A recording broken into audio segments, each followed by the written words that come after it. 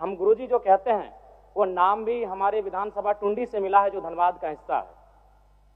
मेरी आयु बहुत कम है, गुरुजी को तो करीब से देखने का अवसर एक बार ही मिला था, जब 2019 का विधानसभा के चुनाव में टुंडी के प्रत्याशी मथुरा प्रसाद महतो के चुनाव प्रचार में उसी मंच में मुझे 2 शब्द रखने का अवसर मिला था।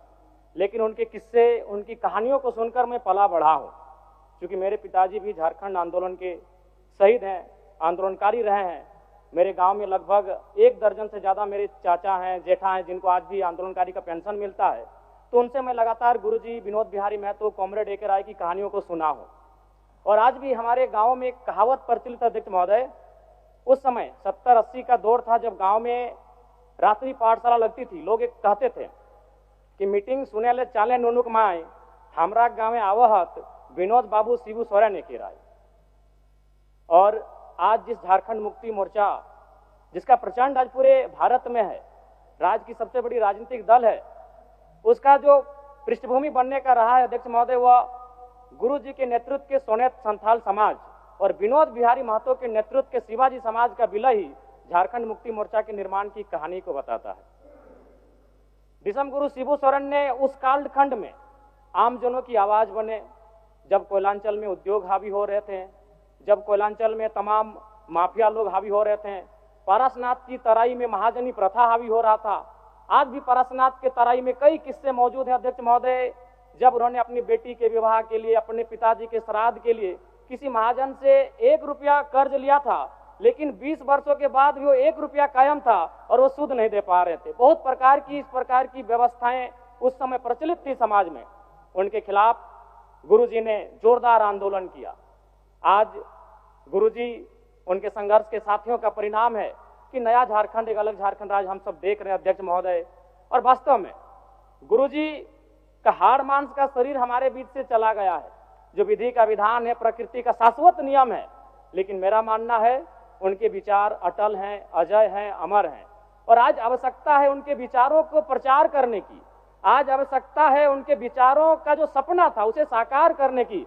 और मैं कहूंगा अध्यक्ष महोदय, जो जिसका उदय होता है उसका अंत होता है, जो आते हैं वो जाते हैं, ये विधि का विधान है। लेकिन गुरुजी का जाना भी एक शुभ समय है। आज नहीं तो कल गुरुजी जाते ही संसार को अलविदा कह के, हम भी एक दिन इस संसार को अलविदा कह के जाएंगे।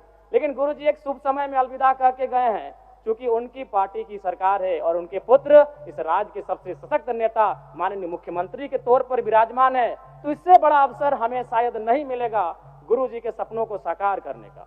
अतः शब्द नहीं है महोदय, गुरुजी एक बहुत बड़े उपन्यास है, वो किताब भी नहीं रहे कि शब्दों में और वाक्यों में उनको पढ़ लें। वो एक बहुत बड़े उपन्यास है, जिन्हें एक कालखंड में पढ़ा नहीं जा सकता है, जिन्हें एक कालखंड में पूरे व्याख्या नहीं किया जा सकता है। गुरुजी को श्रद्धांजलि के साथ साथ मैं ये मांग करता हूं, क्योंकि मैं जिस क्षेत्र से आता हूं, गुरुजी का जो आंदोलन का केंद्र था वो पारसनाथ का इलाका था। पीरटाण प्रखंड, तोपचांची प्रखंड, डुमरी प्रखंड, टुंडी प्रखंड, आज भी उनके कई साथी हैं। हमारे डुमरी में तो अखिल चंद्र महतो, उन्होंने आजीवन गुरुजी के वेशभूषा में रहे, वही दाढ़ी, वही चाल चलन, वही खलता पजामा। तो मन एक उनका जो प्रेम था वो अद्भुत है। अतः मैं सरकार से ये कहूंगा, पारसनाथ में तो कई भवन निर्माण हो गए धार्मिक परियोजन के नाम पे। मैं चाहता हूं पारसनाथ की सबसे ऊंची चोटी पर एक स्टैच्यू ऑफ रिवॉल्यूशन बनाई जाए, जिसमें गुरुजी, विनोद बिहारी महतो, कॉमरेड ए के राय, शिवा महतो, निर्मल महतो जैसे वीरों की मूर्ति पारसनाथ की सबसे ऊंची चोटी पर हो, क्योंकि वहां तो बहुत सारे भवन निर्माण हो ही गए हैं। तो गुरुजी को अगर सम्मान देना है तो झारखंड की सबसे ऊंची चोटी पारसनाथ की ऊंचाई पर दिया जाए। मैं सरकार से ये मांग करता हूं। और पुनः विगत पिछले कई दिनों में जिन महानुभूतियों को हमने खोया है, उन सभी के प्रति मैं सच्ची श्रद्धांजलि अर्पित करता हूं। उनके परिवार को इस शोक को सहने की असीम शक्ति मिले, मैं ये प्रार्थना करता हूं। बहुत बहुत धन्यवाद माननीय